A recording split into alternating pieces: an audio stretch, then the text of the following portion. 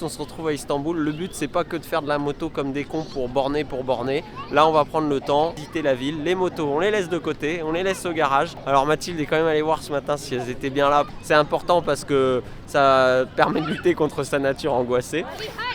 Là on va aller visiter le Grand Bazar, la mosquée bleue Sainte-Sophie, j'en passe des meilleurs parce que c'est pas moi qui vais faire le guide, c'est elle. Donc on vous emmène voir tout ça, allez go. Sainte-Sophie, au-delà des chiffres que tu trouveras sur internet, c'est avant tout un lieu vivant, où tu en prends plein les yeux, mais aussi plein les oreilles. Tiens, écoute.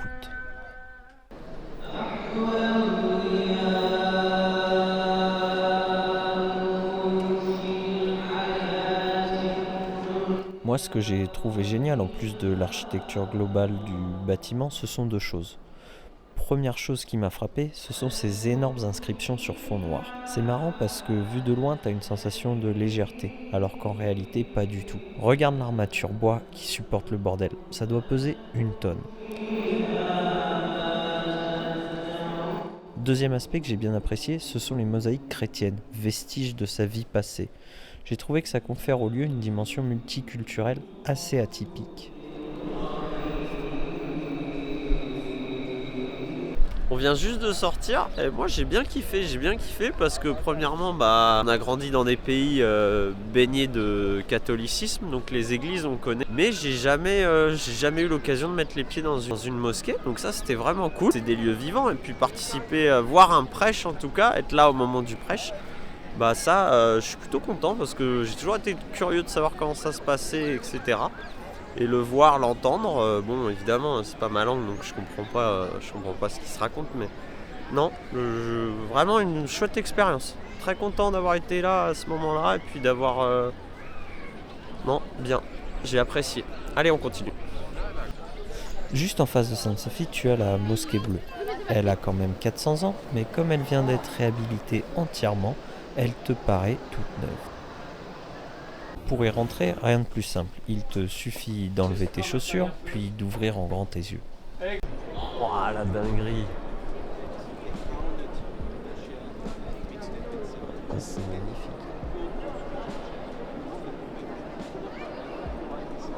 Oui, l'intérieur est simplement somptueux. Déjà, le volume y est impressionnant et malgré ça, le chandelier au centre de l'espace est toujours aussi imposant.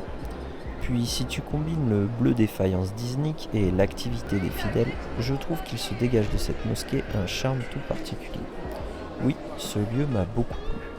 Il y a un cachet supplémentaire à la mosquée bleue, c'est qu'en fait c'est très mis en avant, c'est la couleur naturelle de la pierre, que ce soit celle dans les tons bleuté gris, celles qui sont plutôt rouges.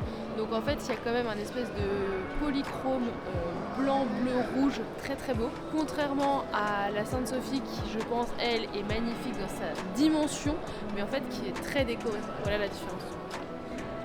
Si je mets ce plan, ils vont s'ennuyer les gens. Ouais, c'est bien. On verra plus tard. Bon, c'est tout vu. On regarde la carte et on change d'ambiance.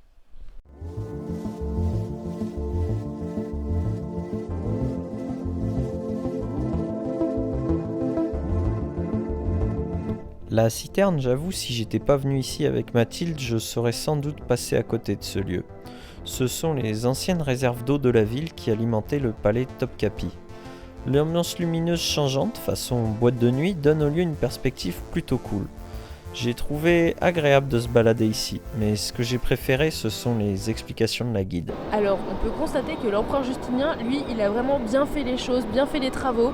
Il a bien anticipé ce qui était nécessaire, c'est-à-dire l'éclairage par en dessous pour les luminaires.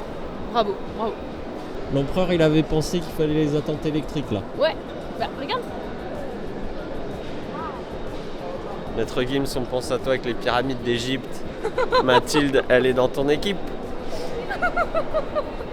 Constantin, lui, il faisait les attentes électriques. C'est Justinien. Justinien, il faisait les attentes électriques.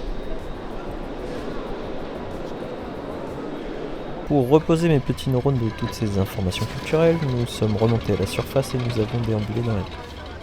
Cela nous a permis de saliver devant des pâtisseries légèrement caloriques, puis de profiter de l'architecture des bâtiments.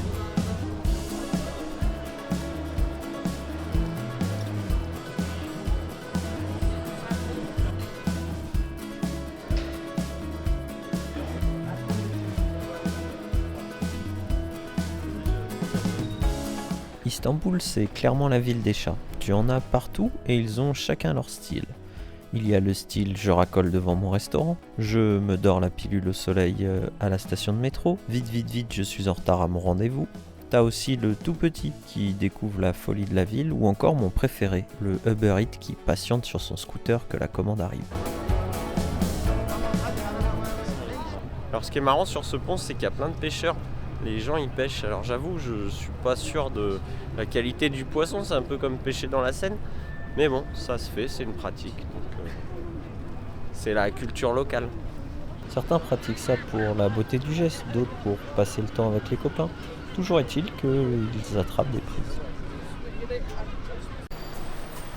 Nous sommes au Pera Palace et pour moi c'est ici que nous avons vu le truc le plus atypique et le moins touristique de la ville.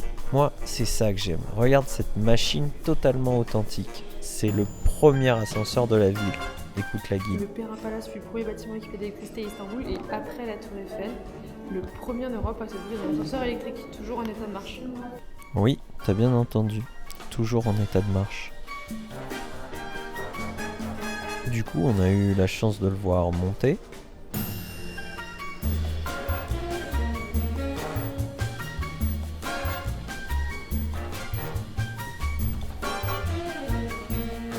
Puis descendre.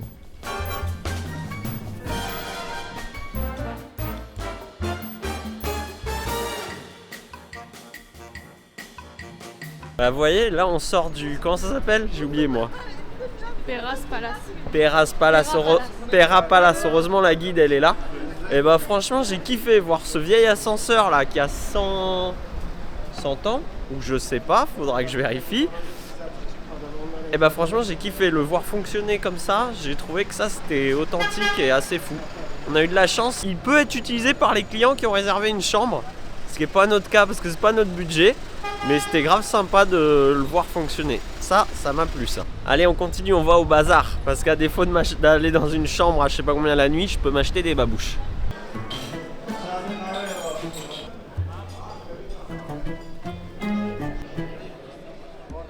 Le grand bazar, c'est un truc où tu trouves de tout, allant des sacs Spider-Man à la vaisselle en passant par les bijoux. Je ne doute pas de la dimension historique du lieu, mais honnêtement, c'est pas ici que l'on va faire des affaires. Ce qui est sûr, c'est que ce dédale de commerce impressionne, et un certain charme se dégage de l'ensemble de ces allées. L'atmosphère est plutôt cool, il n'y a pas trop de monde, je pense qu'on est un peu dans une période hors touristique, donc ça c'est cool. Et sinon, sur les marchandises, il n'y a pas trop d'intérêt. Les vendeurs sont plutôt sympas, t'es pas alpagué tous les 10 mètres, ça va. Tu peux ramener des souvenirs ou simplement déambuler, profiter du charme du lieu, puis de l'ambiance, parce que j'avoue c'est plutôt cool, plutôt sympa.